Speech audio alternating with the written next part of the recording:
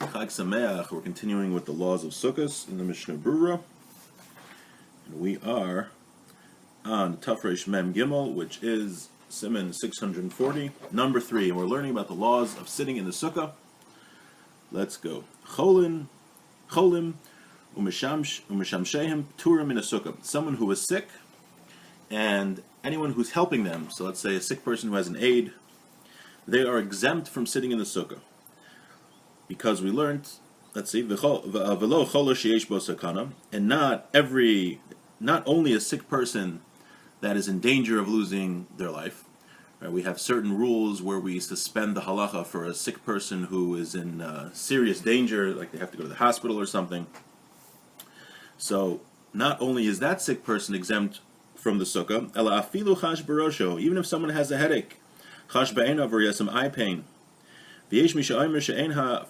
So even if someone is just has a slight illness, it's not necessarily, it doesn't have to be some life-threatening illness, but someone's just sick, he has a headache, and it's uncomfortable for him to sit in the sukkah, he is exempt from sitting in the sukkah. And not only that, but his attendants, those that are helping him, are also exempt from the sukkah. The reason is because since they are involved in the mitzvah of helping the sick person, they do not have to sit in the sukkah to observe that mitzvah, because kol ha'osik b'mitzvah pater min mitzvah. Someone who is involved with one mitzvah doesn't stop to do another mitzvah. V'yesh misha oimer. There are those that say she'en ha'mishamshin p'turin ela b'shah she'achol etzarech b'hem. They say that the attendants of the sick person, they are only exempt from the sukkah when they actually have to help the sick person. But if they are not actually helping the sick person, then they should eat in the sukkah. Umisha magis dam chay b'sukkah. Someone who is bloodletting has to sit in the sukkah. I don't think this is so common anymore. Actually, I did hear that they still use leeches in hospitals in certain cases. That would be interesting to learn about. Okay, but if someone is bloodletting, they have to eat in the sukkah. Okay, that was Gimel. Let's go on to Dalet, number 4. Mitztayer pater min sukkah. Someone who it pains him to eat in the sukkah, for whatever reason. The example we just had was that he's sick. He's exempt from the sukkah. He or she is exempt. He's exempt from the sukkah. Hu v'lo mishamshav, but him and not his attendants. However, somebody who is a mitztayer, someone who is pained, it's very difficult for him to eat in the sukkah. He has pain. We're going to learn that it's not everyone. You can't just be like, oh, I'm a little uncomfortable, I don't have to eat in the sukkah. That's not what he's talking about. Someone who has legitimate pain. But he says on the first night we learned that the first night is different from all the other nights of Sukkot. I know that sounds like Pesach a little bit. But the first night of Sukkot, there's an absolute obligation to eat in the sukkah. The other nights of Sukkot, it's, if I want to eat, that eating has to be done in the sukkah. But there's no obligation to actually get up and eat in the sukkah.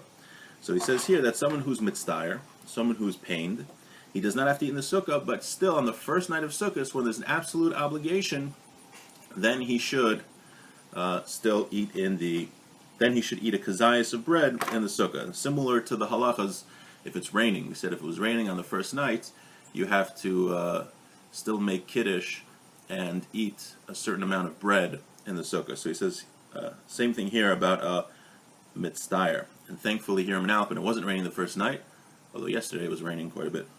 Okay, Ezehu mitztayer. Now what's an example of someone who's pained to eat in the sukkah? What is mitztayer? Zeh she'eni yachol lishin b'sukkah. Let's say someone cannot sleep in the sukkah because of the wind, or because of flies, parashim, other insects. Okay, I forgot what type of insects it is. Maybe a moth. I don't remember. Or because of the smell. But it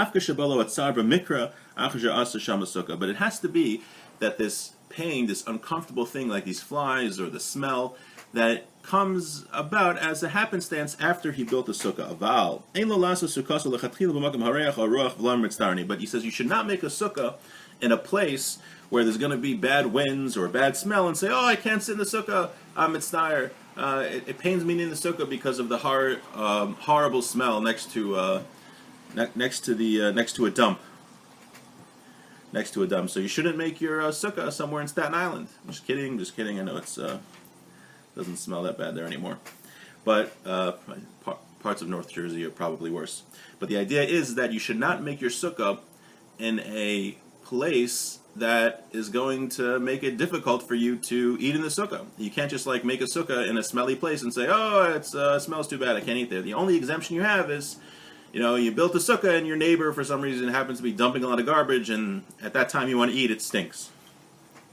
Okay, says the Ramah, V'im asa mitchila b'makam shemitzdar b'achila o b'shtia o b'sheina o she'ev shalasos echad mehem b'sukkah machmas v'misyar merlistim o ganavim gishu b'sukkah eni yotze b'oso sukkah klal afilu b'dvarim shelo mitzdar b'hem v'lohavi ke'ein dira she'yochel lasos sham kol tzrachov. He says, let's say you do make a sukkah in a place that you're mitzdar. Let's say you can't eat there, and you can't sleep there, or you can't drink there, or you can't do something that is where you're worried about thieves when you're in the sukkah. So he says you don't fulfill the obligation in that sukkah. So if you built this sukkah in a place that's not fitting to sit in a sukkah, you don't fulfill your obligation even if you do sit in it. Even if things that you that don't bother you. The lahavi ke'ein dira. That's not like a. It's not like a place of dwelling. So let's say you build a sukkah that it's in a place where it's impossible to sleep because of the flies, but you can eat there. It doesn't bother you to eat there, but it bothers you to sleep there. So the Ramah holds you don't even fulfill your obligation for eating in a sukkah since it's not fitting for sleep. However, he says, "V'yesh ma'achronim shedus in the Mishnah Berurah, v'yesh ma'achronim shecholkin al zeh v'daitim da'afta lachatchila v'vadei laso sukkah kazu she'ein yachal l'kayim ba kol advarim kedin mikol makom b'diavad yotzi ba yidei chovas achila kevin shel achila emetztar." He says there are those rabbis that argue on the Ramah. They say that really you do fulfill your obligation. Let's say you build a sukkah that it doesn't bother you to eat there, but it bothers you to sleep there for whatever reason. There's thieves; they come around at night or something, and they kidnap people in sukkah, maybe some places in South America. So it doesn't bother you to eat there, but it bothers you to sleep there. So the Ramah said you don't fulfill your obligation even for eating. However, there are achronim that say that other latter-day rabbis that say you do fulfill your obligation for eating, but you should not build your sukkah in such a place. The Mishnah Berurah does say, however, that let's say you live in a place where it's just freezing. You're building your sukkah in Barrow, Alaska. So he says where it's impossible, it's too cold to sleep there, but you could eat there. So he says there you could build your sukkah there because you have no other options. So you might not be able to sleep there, but you could for sure eat there.